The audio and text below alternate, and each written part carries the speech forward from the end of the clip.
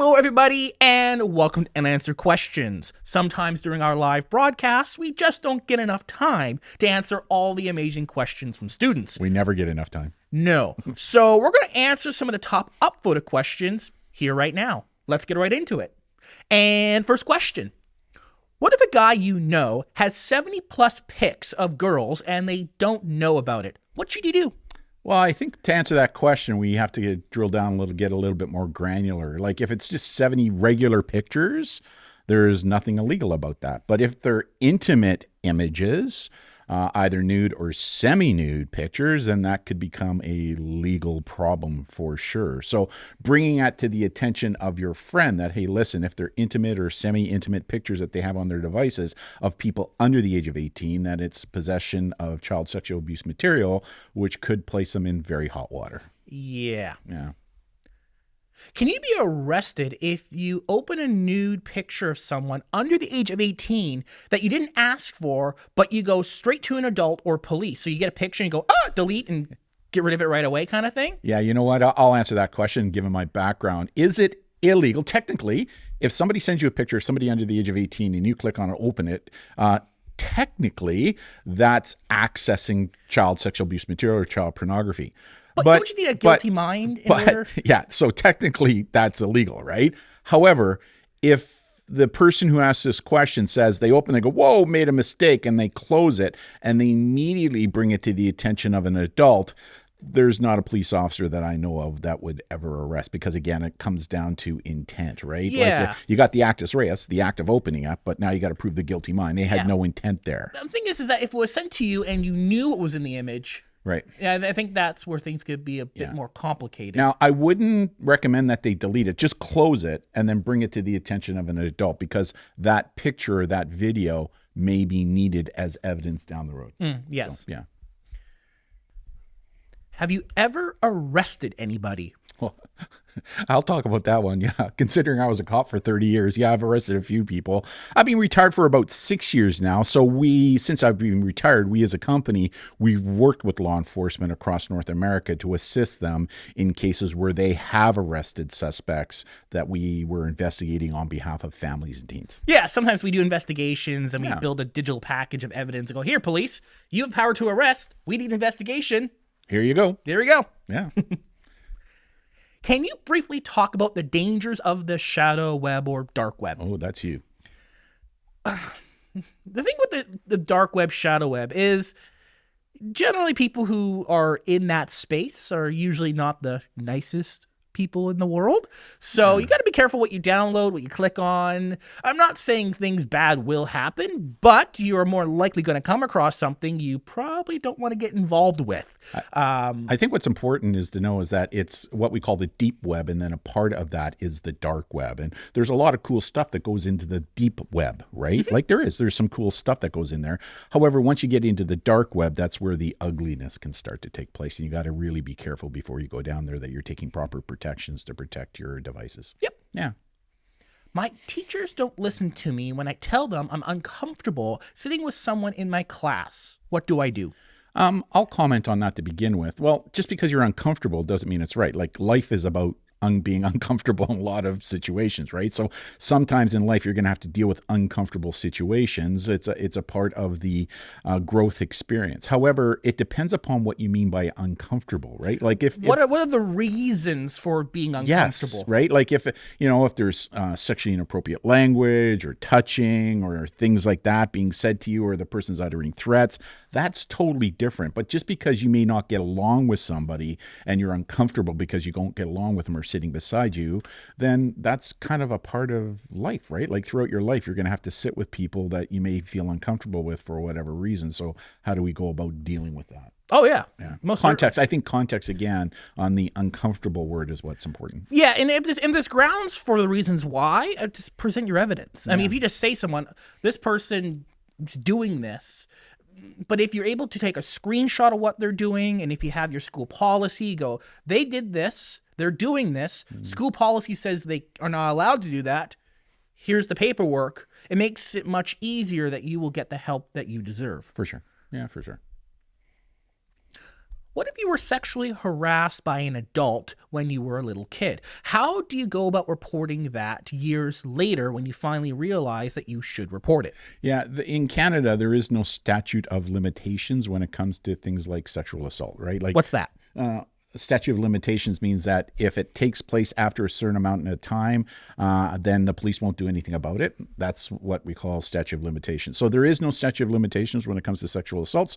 That's why police are investigating sexual assaults 30, 40 years ago and still convicting individuals today. So if something's happened, it makes it harder because it's all about evidence, right? Knowing it and proving it in a court of law are two different things, as we always say.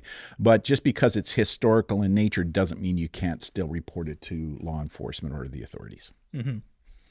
Is it still legal if you are a couple months older and you turn 18 before your partner does? And I'm assuming they're referring to nude images, most likely. Yeah, that all depends upon, consent is 16 years with anybody who's 14 years or older, other than with a person, authority, teacher, parent, coach, that kind of stuff. And then there's some close-in age exceptions. So it depends upon, if it's only a couple months older, then that would fall within the age exception rules. So it really depends upon the age difference between you and your partner. What if someone sends you unsolicited pictures while intoxicated? I'm assuming you're referring to nude pictures. Right, and I'm assuming it's the other person who's intoxicated and not you, right? Yeah. So it doesn't matter. Intoxication is not a defense. Right? It just isn't. It's not a defense. So as a result of that, if somebody's sending you an unsolicited picture, even when they're intoxicated, sending a message back to them saying, hey, listen, please stop, don't do it again. And then maybe providing them with our, hey, it's rude to send a nude thing that we have and that we share with students is the way to go. And if they continue to do it, then bringing it up to the appropriate individual to be dealt with, an adult or even law enforcement if needed. Mm-hmm. What if a guy asks everybody for nudes? Well, I mean, if there's nothing illegal about me asking you in the first incident, hey, send me a nude. There's nothing illegal about that. Yeah, we're talking about two teens here. Right. But if I've asked you for a nude and then you say no and don't ask me again, and then they ask you for a second time for a nude online, right, within the digital online world, well, then that can become illegal under the criminal code, right, for harassing communications under the criminal code. Is there a way to stop from being hacked? Well, I guess anything is possible.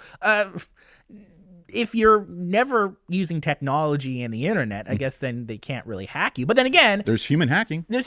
People can convince you of someone. Suggestibility. Or even if you have no account, a company might have an account about you and data about you. People could hack into. So there's no way to prevent it, I guess, altogether. But there's things you can do to limit the chances of you being hacked, and primarily good passwords, different passwords, two-factor authentication. There's things you can deploy in order to make it less likely. And that's important because we find that a lot of these individuals always go for the lowest hanging fruit, right? Which means people who don't put in those safety protocols that you just talked about to prevent it, they become primary targets. The harder the target, the less likely you're going to be targeted. Yeah, even if you have at least the minimal level of security and practices put in place, you're probably not going to have any problems. Mm-hmm. Nothing's impossible, but it's the people who are the least secure who get the problems. Yeah, in most cases. If I have a private account, can someone still get my information? Well, it depends, right? If it's private, let's say it's a company who's doing a background check on you. Let's say it's your Instagram page. If it's private, can they get and have a look? No. However, if any of your followers that you have invited into your social media platform now screen capture what it is that you've done in there and then repost it within the public realm of the internet, then it can be located, right? Also keep in mind that whatever you put into someone else's computer, like if you have your private information on Instagram, that means potential employees working for Meta Facebook can see what you're doing. For sure. So, or the government could request that data. Now, there's no doubt that turning your accounts private is better from a privacy standpoint, but just because your account is private, never ever believe that what you're posting is going to stay private. That's why we always say, as soon as you hit that send button, no matter what your privacy settings, understand that what you just posted can become public, permanent, searchable, exploitable, copyable, shareable, and sometimes being sold by others. Yep. So, if you've been a friend with somebody for a long time online and you've never met them, is it possible that they could still be a scammer? Absolutely. Yeah, I mean, Yeah. It might be a little bit dark, but how do you know a friend of yours from school is not going to scam you for something? Right. Anybody has the possibility to say or do things that are inappropriate or scammy. Yeah. Now, you can certainly, when it comes to online friends, I think online friendships, they can exist, and you can be friendly with somebody on the internet, but the level of friendship is going to be something different than, say, your best friend, from school, for example. Yeah. There's different levels of friendliness. Yeah, and when it comes to scammers, the whole goal is to groom, to break down the stranger stigma, right? Because they know that a lot of young people don't talk to strangers, don't talk to strangers, which is old thinking, right? So they'll break it down. So one of the things that I say to you, we've worked cases where teens and adults have been groomed online for months, even years, before the scammer makes their move for whatever crime they're going to commit. Yeah, I mean, I assume everyone's good online until such time they say or do something that proves otherwise. Yeah, for sure. And if an online friend for a long time is now doing things they shouldn't be doing, step away from the friendship. Right, and we've written a couple of articles that you can find on our website about, how youth and adults can be their own online digital detective to help them figure out, is the person real or not. Right? So, are butt pics considered nudes? That's an interesting question. It is. If we're just talking about cheeks, typically not in most cases or court cases that I've read and seen. However, if the pics are more about the butt crack, now we're getting into some concerns here. Yeah, I think what's interesting about that question is it all comes down to the context in which the picture was taken. Yes.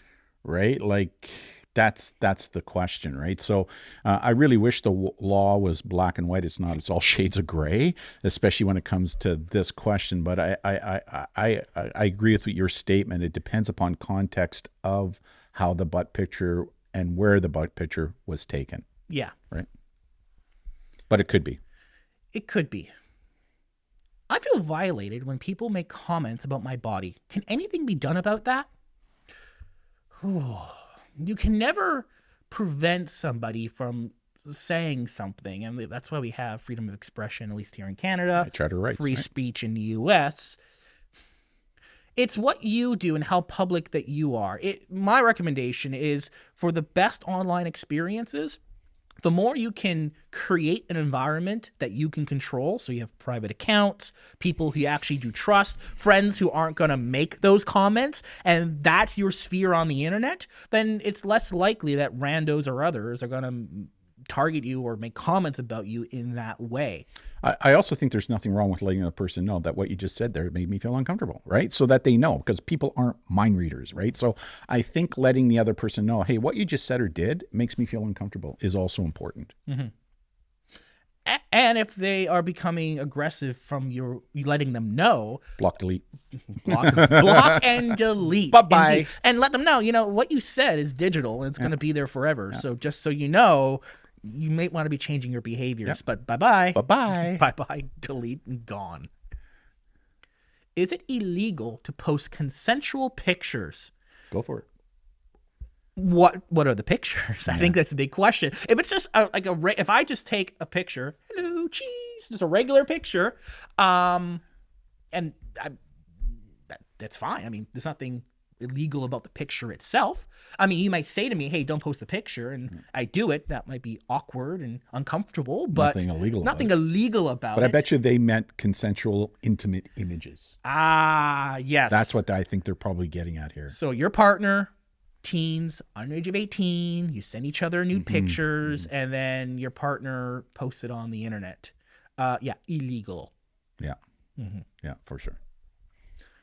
Why are victimized girls always blamed instead of the new distributors? I am so happy that this student brought this up, because this is really something that really bothers us, and that we really, we got to stop the shame, right? Because the reality is, if it's a teen who identifies as female, if their picture gets out there, they are, and excuse my language, slut shamed, right? Whereas if it's a guy, they're kind of worshipped. Yeah, good on you.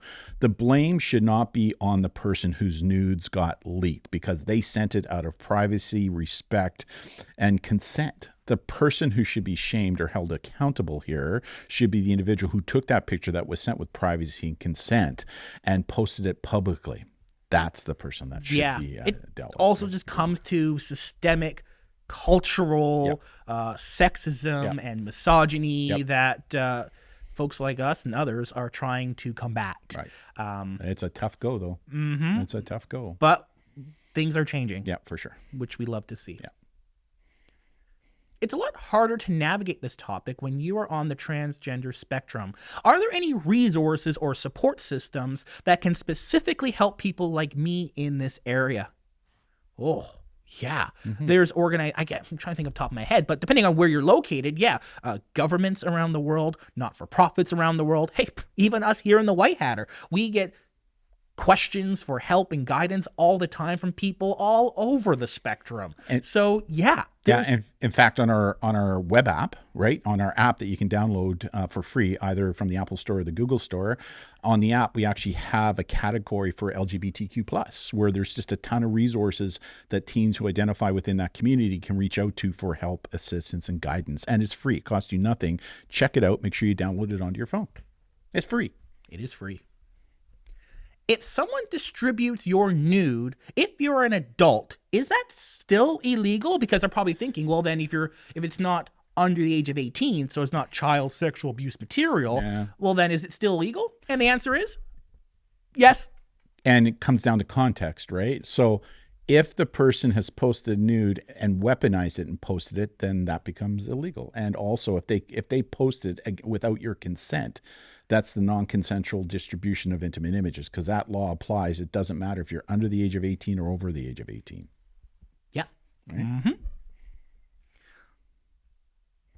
The guys have pics of me in underwear, and I did not give them consent. How much can I sue them for? Okay, that's an interesting question because there's a lot of things going on here. So, at least here in Canada, courts have deemed sexualized images in underwear of young people under the age of 18 is considered child sexual abuse material given the circumstances. So, you could let these folks know, hey, the courts have said that can be abuse material.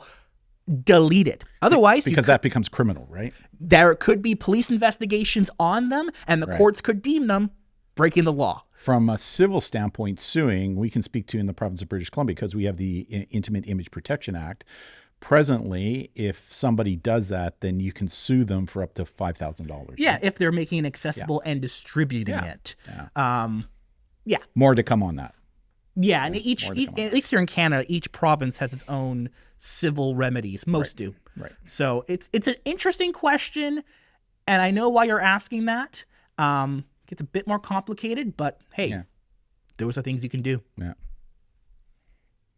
Are ab pictures nudes? Good question, and it's going to depend on some context, but in most cases, probably not. No. Because the law typically says that you have to have private genitals depicted, and abs aren't those. So if all of a sudden it's a picture of abs, but in that picture there's a shot of the groin in the same picture, then that might be different, right? Yeah, given the context. Any language used in the picture or sent with the picture. Things get very complicated when things get more sexual, but just a bodybuilder picture of abs? Probably not. Or feet pictures is another common one we get from teens, right? Are feet pictures illegal? Technically, under the criminal code, probably not, right? Probably not. Could there be arguments in certain situations where they could? Maybe. We're not a lawyer, so we can't. Maybe. But could be. Yeah. But in most cases, no. Does the White Hatter help teens only, or do you help adults as well with this stuff? Oh, no, we help both teens and adults. I've lost count of how many adults we've now helped to deal with a lot of issues surrounding safety, privacy, security online. So, no, we help both teens and adults. Yeah. Do you have any books about your stories? No, but I think a lot of our stories we put onto our blog. So check out our blog at thewhitehatter.ca, and we often give context to different cases we've been involved in. And what's important is in every one of those blog posts where we do write about a story, we always get consent from the person to tell their story, and we redact their names and all that kind of stuff. But I agree with you. If you want to see some of the stories, you're going to see it in our blog posts. Yeah. When is a good age to get apps like Snapchat, TikTok, Instagram, or Facebook, and the others? So I'll lead on this, and then you can take it over. In all of those, you have to be at least 13 years of age according to their terms of service, right? All of them says you have to be 13. If you're under the age of 13 is brought to their attention, they can nuke your account. So 13 is the minimum age, but age shouldn't count. Back over to you, because what if they're over the age of 13? Should they be getting a TikTok account? That's going to be really up to your family and if they deem that appropriate. And, what is it that you're doing on the app? I will say TikTok does have a tendency, just because of the nature of short content and you can consume more content quickly on TikTok than you can on Instagram and Facebook, because it's just more quickly, which does increase the possibility you may come across something that may not be exactly age appropriate. So we tend to find TikTok definitely more around 16-ish. Again, that's going to be based off your family and what they deem as appropriate. I agree. What's your opinion on children starting content creation at the age of 10 or 14 on YouTube and other platforms? Well, I'll talk about, I don't think they should be doing it on places like TikTok. I don't think a lot of kids use Twitter anymore. YouTube is kind of cool, but if you're going to create content like that between those ages, then a parent should be involved, like doing it together as a family with a parent as a part of the digital literacy process, right? Yeah. And if they are creating content like that, then the parents should really be alive to the fact that they want to minimize any kind of personal identifiable information of that young person on those types of platforms. Yeah, if you're under 13 on most of the platforms, you're not allowed anyways. Right. You're breaking their rules, and well, they can deem what they wish from that. And parents at these ages can often act in a way like a manager. It's kind of like how I like to see it, where they're a manager of your content and to help guide you and make sure what you're doing is most effective. And YouTube does give an exception for those under the age of 13 as long as it's with a parent's consent, right? And so there's a really good opportunity for a parent now to team up with a preteen or a younger teen to work together on creating that type of content, right? Yep. So, you said you're a gamer. What games do you play? World of War Tanks. That's me, because I'm the boomer. World of War Tanks. Yeah, I'm definitely more of the gamer. Yeah. I play RPG, simulation games, grand strategy games. Is there any game you don't play? Exactly. I don't do a lot of MMOs a whole lot. Okay. But I play all kinds of games. Yeah, you do. In fact, you mod, don't you? Yeah, well, I mod a Minecraft server. Yeah, there you go. Does the pre-made safe passwords that you are offered to you when you're making an account, are they actually safe? Relatively, yes. There have been a couple cases over the past where some hacker scammer found the algorithm of how they made the passwords automatically and was able to reverse engineer them. But, generally, make an account, get a password, it's probably going to be just fine. Yeah. And typically those passwords are actually really good in terms of having all the characters needed, the length needed. So it can be a really great benefit. Mm-hmm. Do you have a sponsor? No. No, actually we don't. Do you know one? No, we don't. We don't have a sponsor. Is Pinterest easy to hack into?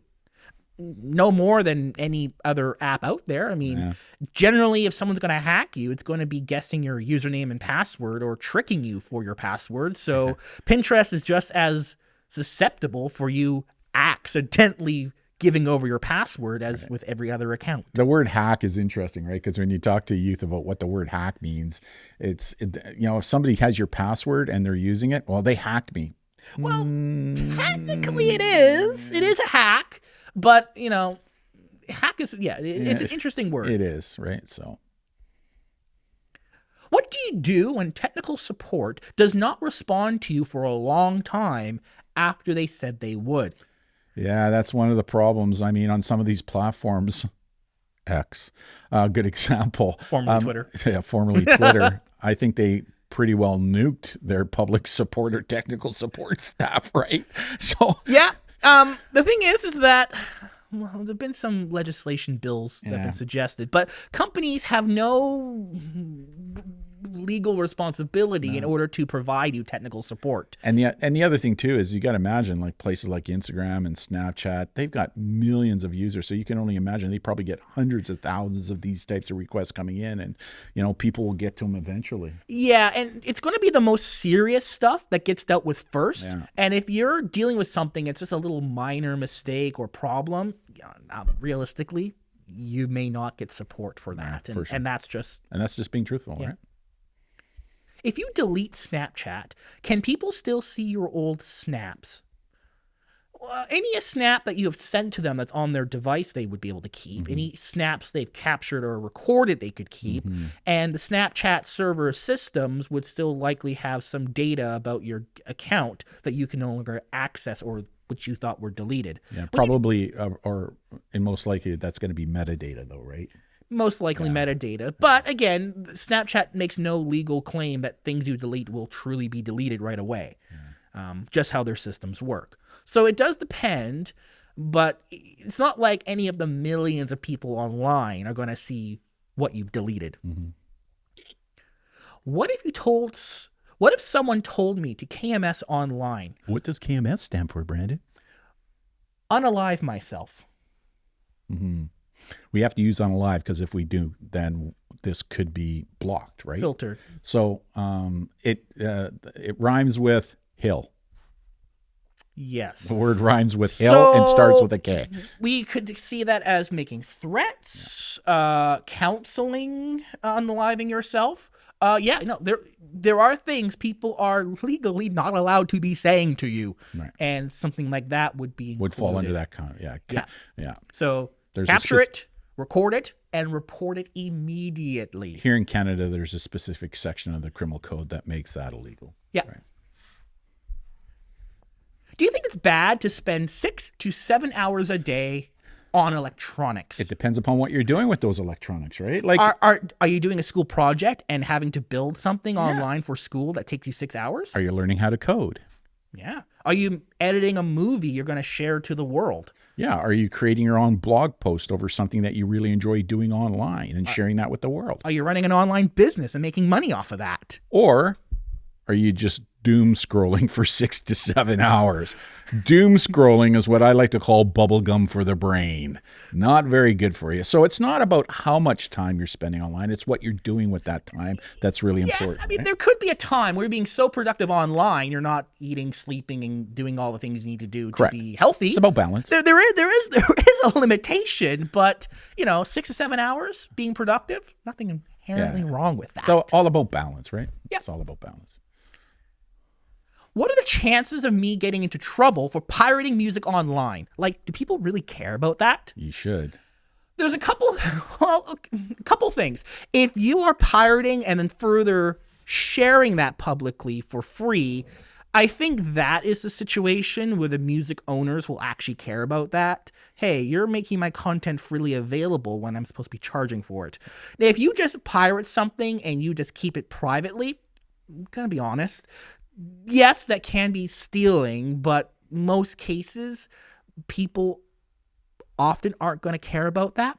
Now, if you're pirating something that's more than just a simple song and it's an entire game or something much bigger that costs a lot more money, yeah, companies might be a little more interested that you're not actually giving them money for what they created. Like we know every single year there are thousands of Canadians that are tracked and then sued, right, for breach of copyright. The question is, do you want to be one of those individuals, right? And so that's why we say just don't do it. How do you know if a site is malicious? Well, what's kind of interesting today with technology, a lot of the browsers that you use will warn you, right? Yeah, but I think the biggest malicious type of site out there are simple fake login pages. Yeah. It looks just like your login page you would expect. And you give over your username, you give over your password, they steal it. It's called a phishing attack, right, Brandon? Yes, called a phishing attack. Now, some websites are a little more Sophisticated? or they're a little more obvious when you go to, have you ever had the chance where you, on a website on your phone, you get the pop-up, you have a virus on your phone, you can't exit out of the pop-up? Yeah. Oh yeah, that's a website trying to make you download something. Yeah. So if a website's really pushing you to download something to fix a virus, yeah, that's more likely gonna be something you're gonna want to avoid. Yeah, for sure. But the most tricky ones out there are fake login pages that look very realistic. Yeah. Are older phones more prone to being hacked because they've been out longer? Yes. It depends upon the type of phone, right? Like if I have the old flip phone that just has the number keys, probably not, right? But if we're talking iPhone, Android phones. If we're talking about like an iPhone 15 versus an iPhone 4, exactly. Well, then, yeah, older devices often are not supported forever. Right. I mean, every day, like we get updates that fix issues. Well, companies don't do that forever. So yeah, there are flaws in older phones that don't get fixed. Let me go get my rotary phone and see if you can hack it. Now, having said that, there were days, Sicknick, right? Remember, he was the first Mitnick, Mitnick to hack the old phone system by having dial tones that he had in a little device, right? So yeah, okay, sure. That's the old days. However, you're right. I mean, modern cell phones today, they have updates, especially for iPhones, and it's really important when those updates come up because they plug the holes that hackers go after, right? Yeah, as long as your phone is still supported by the company, you're probably going to be fine. Yeah. But if you have an old iPhone 4, there's flaws in there. What exactly is hypersexualized? Go for it, dude. So we talk about this when we're discussing nudes and sending nude pictures. And in cases where images are not actually showing private skin, can still be considered child sexual abuse material of someone under the age of 18 in clothing, not showing the genitals, but is hypersexualized or really focusing on those private parts. Or there's some videos out there, like music videos, a very good example, where people are fully clothed, but the acts that they're doing on stage is sexualized in nature, right? Mm-hmm. So that's another good way to kind of describe hypersexualized behavior. And unfortunately, in today's world, we see, especially with teens, we see a lot of stuff because sex sells, right? And so as a result of that, we're seeing a lot more vendors who sell stuff, hypersexualizing what it is they're selling to capture the attention of young people, right? Is the N64 controller in your background actually functional? Got the controller? Controller somewhere. Oh, the actual box itself? Yeah, last time I checked, this thing still works. Oh, I haven't tried it recently, but nothing's happened to it since then. So, yeah. For as far as I know, it still works. Are you guys a non-profit company? I'll take that one on. No, we're not. We're a for-profit company, but we're a social capital company. So we run the organization like a not-for-profit. Yeah, exactly. And actually, some of our services we offer cheaper than some not-for-profit companies. Yeah, like how does that make sense? There's some not-for-profit companies out there where they make way more money, and the board of directors on these companies make way more money than we do. But no, we're a for-profit. We're a family business, small for-profit, but we are classified as a social capital. So a lot of what we do voluntarily to our community, right? Yeah, and we want to make sure that what we do is sustainable. We don't want to have a position where we have someone hired full-time just to write government grants, so we can hire someone full-time to write government grants. And you may not get the grants, so you have no funding next year. And the reality is, in order to buy the equipment to do what it is we're doing, you need capital to do that, right? Yeah. But having said that, a ton of work we do is free. It's voluntary work. You know, whenever students, teachers, educators, parents reach out to us for help, we don't charge for that, right? We do that for free. And all the information like this video, free, right? Mm-hmm. I don't fit in with anybody. How do I put myself out there more? Well, the internet gives you an unlimited opportunity. There are people that I connect with and friends with online because we have similar interests. Yeah. Of the 8 billion people in the world, there's going to be somebody who's going to share your interests. And the internet can allow us to find similar communities. Yeah, it really allows people such as yourself to leverage it to your advantage, to find others, to create community of things that interest you and interest others. And like Brandon says, there are thousands, if not millions of people out there like that, right? So that's what's cool about the internet. Is getting into an argument with someone on the internet wrong, even if you're in the right? No, it's not, as long as the argument is kept professional, right? And then all of a sudden, you know, if the argument now starts to turn into threats and stuff, that becomes problematic, right? But, you know, even if you're right, you do have to acknowledge that you are not going to convince some people of what actually is right. Yeah. So there are going to be just some losing battles that you just have to realize, you know, it's not worth it. And the reality is there are trolls out there, right? And some of those trolls, they'll always take the counterpoint just to kind of tick you off. Like that's their role, right? Kind of thing. So but no, I don't think there's anything wrong with that, but just be aware that a lot of times out of frustration, you will start to say and do things out of frustration that, remember, once you hit that send button, what you posted can become public, permanent, searchable, exploitable, copyable, shareable, and for sale that can come back and haunt you. So you got to be careful about that. Can food delivery apps be dangerous? No more than any other app out there. I mean, could there be people delivering food who may not be safe? Yes, but you know, anybody can turn out to not be safe. Or some of the food delivery people doing things with your food that they shouldn't be doing. Yeah, you see this on YouTube all the time where they, like I just saw one the other day where a Ring doorbell picked up a food delivery person who didn't get a good tip. So as soon as he delivered the food to the porch, he spit on it, right? But it was captured on video, right? Because of the Ring doorbell. So yeah. Yeah. How do I get a White Hatter coin?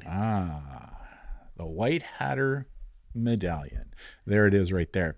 The White Hatter medallion is something, it's an award that we give to teens who go above and beyond to help other teens online who are in trouble needing help, but not just teens, they'll also help adults. And trust me, there's thousands of them out there. So it's not common that these coins are given out. They're, like I say, they're fully metal coins, right?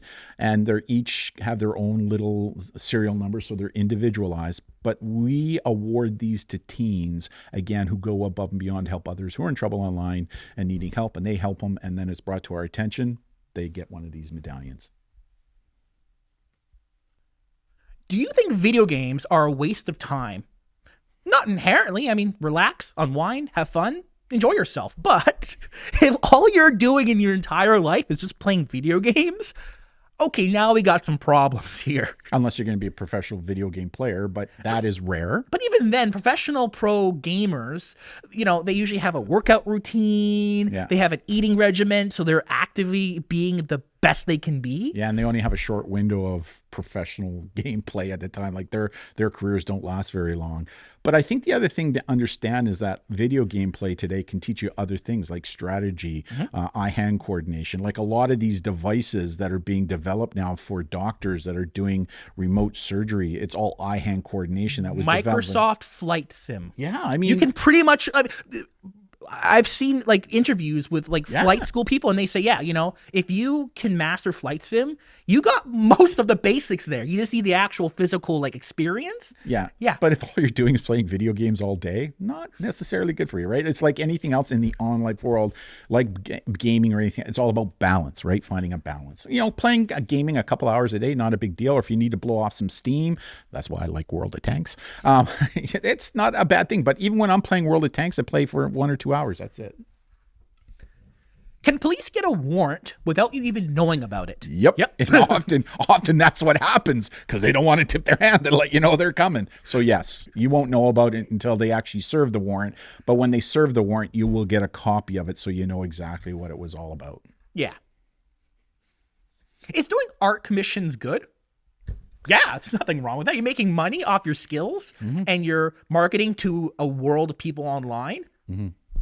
Isn't it interesting? Just a side note on that, the NFTs, there was a big article saying that those people who spent all that money a couple of years ago on NFTs, they're basically zero today. There's no value in them whatsoever. We kind of called that a couple of years ago, didn't we? So yeah.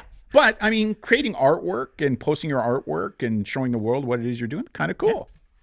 You know, especially if you create your own blog or your own website to kind of demonstrate, hey, look, this is what I do. Oh, yeah.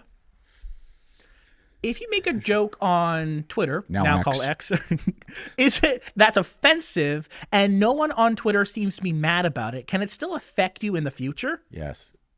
Oh, yeah. Yeah, it can. Especially if you want to be somebody in the future that's more public, politics, business leader, influencer. Oh yeah, people are going to scroll through your entire feed and pick out all the little things you said. Yeah, so, for sure. Yep, indeed. Isn't it interesting how people still call X Twitter? I don't call it X. No, who calls it X? I know. Every article I see now, it's X, bracket, formerly Twitter. I know. Like, no one just calls it X. And that's got to be ticking Elon Musk off big time. You know, maybe he's playing the long game. Maybe in 10 years, it'll just be common knowledge. Maybe. Right? Maybe. We'll see. Yeah, maybe. If it will stick around for that long. Exactly. If you Google your name and nothing pops up, does that still mean that you have a digital footprint? Yeah, I think this is a really good question, because one of the things that we say is that in order to figure out what your digital footprint is more than just your name. It could include, like, if you're going to Google yourself, Google your name in quotation marks, but also Google any usernames you've ever had, any email addresses you have ever had, your address of where you live, and your cell phone numbers, because you'll be amazed at what you find. Like I doing online investigations like we do, you know, if we get a suspect's name in Google, there may not be anything there, but if we can figure out what their username is, and all of a sudden there's all kinds of information, right? Yeah. So if there's nothing there, that can give you an insight of how public you are. I mean, you'll still have a digital trail in terms of your history, your private account history. It's just showing you what is publicly showing about you. I mean, everyone has a footprint somewhere.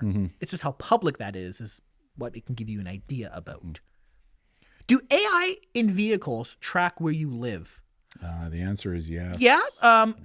Smart vehicles now have GPS in there, which communicate with the server at the company, which then can, you know.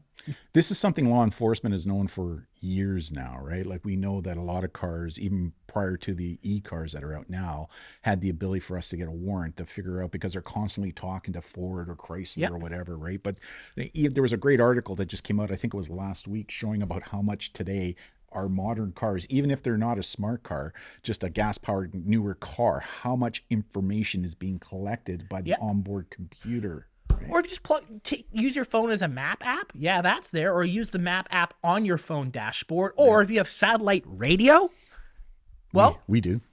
Satellite radio knows where you are. Actually, there's a couple interesting cases where some of the satellite radio providers, they actually have data and can figure out who's speeding and not. They don't use it because that's not their business model, but they've insinuated that we know where cars are who subscribe. Yeah, for sure. So the answer is yes.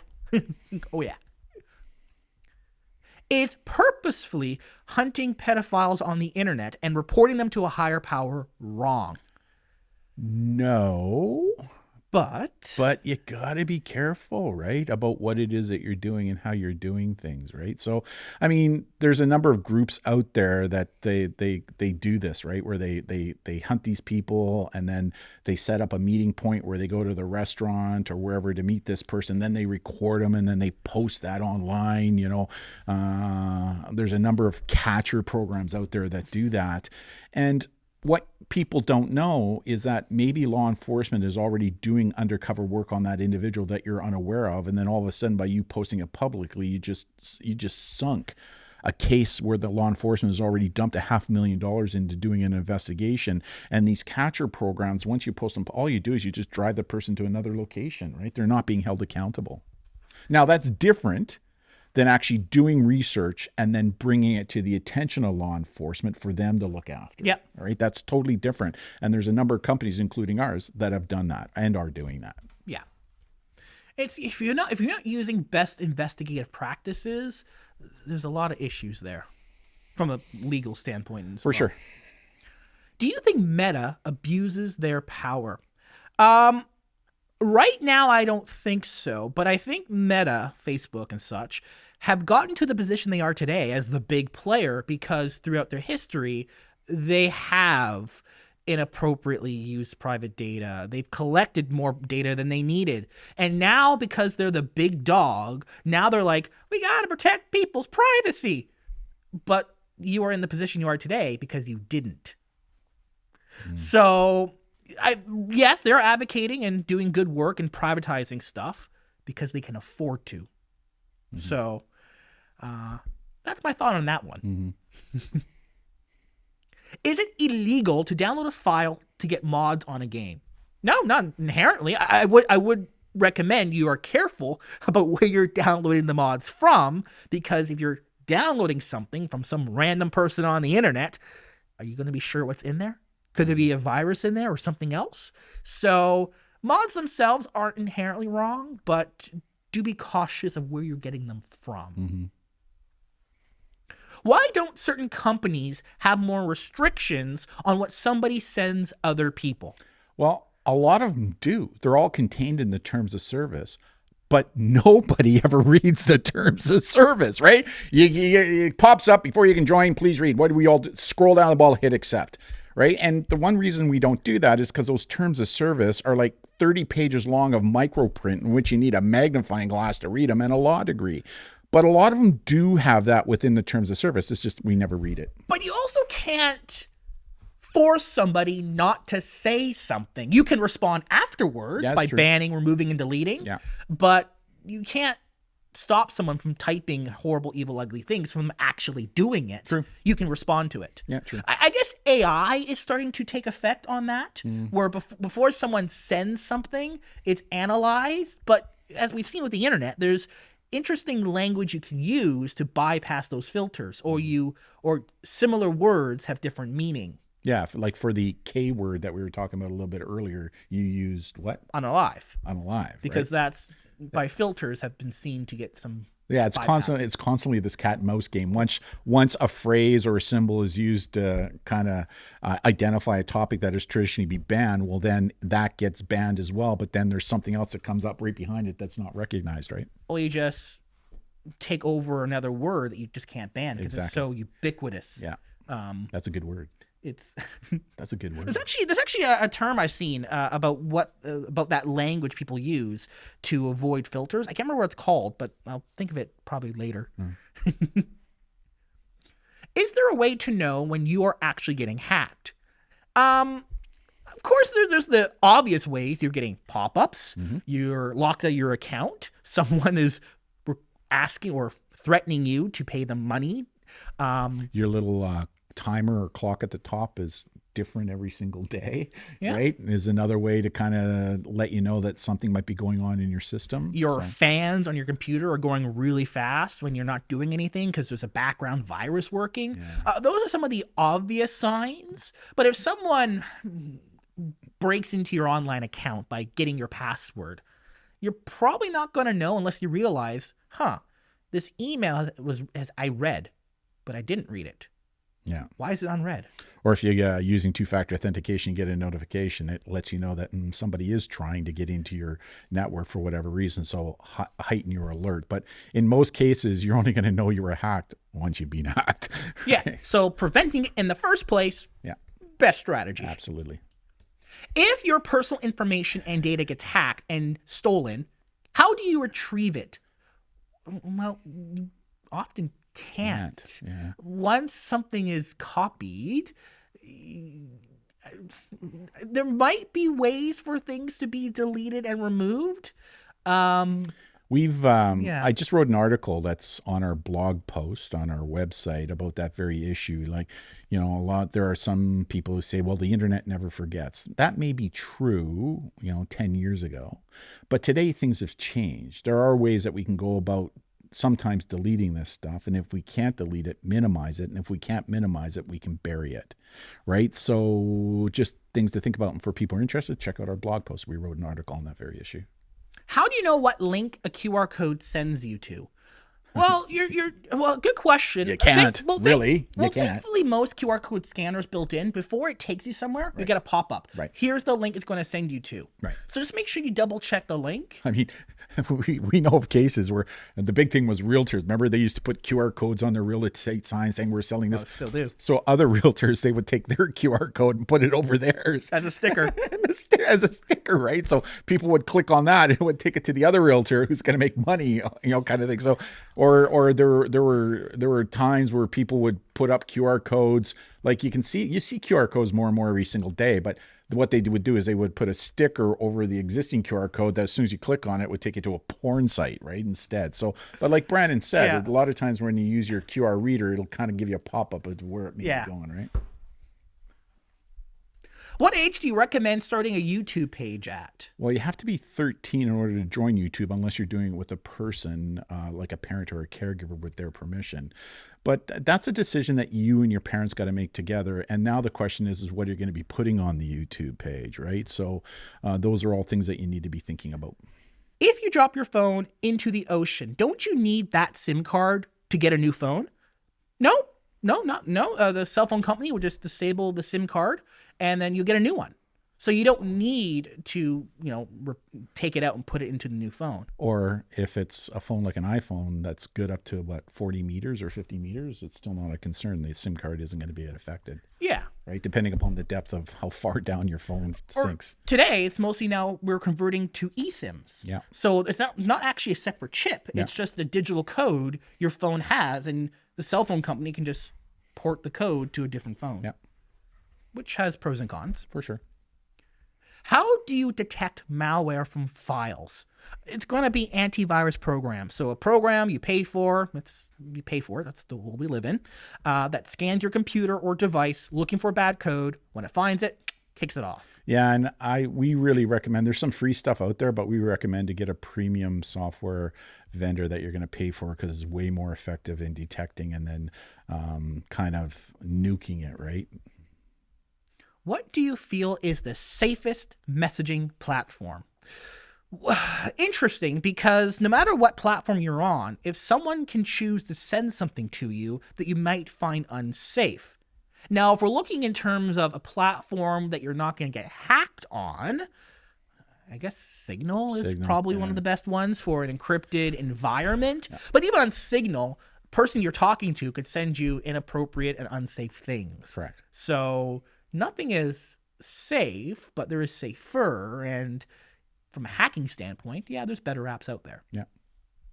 Can you get hacked on any device? If it connects to the internet, the answer is yes. Well, like we've seen signs getting hacked. Like if it connects to the internet, there is a capability, right? Even if it doesn't connect to the internet, there are possibilities for it to get hacked. It's just a lot more difficult. True. Stuxnet. Yeah, true. Right? So, yeah, anything digital has a possibility. It's just how likely it is. Yeah, exactly. Like we've seen people hacking those street signs where, you have construction work and those signs that you put on the side of the those things. And so people hack into them and send different messages as people are driving by going, did I just read that right? Right. So. Yeah. Do you have Discord? I do. We don't have a White Hat or Discord channel just because Discord is a little harder for auto moderation and we have to have that. But I use Discord all the time. Yeah. Mm-hmm. It's a great app. How old were you when you got your first device? I was in my mid-20s. I think even from my earliest childhood memories, I still remember a computer. Yeah. Now, it was a family computer, not like a device that I solely use myself. I mean, if we're going to talk about device, I mean, an N64 maybe. Yeah, what were we also got you the little Game Boy, right? Yeah, N64, yeah. Super Nintendo, maybe Super Nintendo. Those are some of my earliest memories of devices that I was solely dedicated to use. Yeah. And what is your favorite device to play on? Well, I only play my games, World of Tanks, on my PC, right? Like I don't use gaming consoles or anything like that. You play them all, right? Well, I'm a PC gamer. Yeah. I've played consoles, but definitely PC gaming is like the best gaming experience. So I play on my PC with my graphics card and all that stuff. Yeah. Yeah. And those are the questions from September. Some good questions. Great questions, and we will keep doing this and answering your questions that we don't always get time to get to. Thank you all so much. Have a great time online and stay safe. Bye, everybody. Bye-bye for now.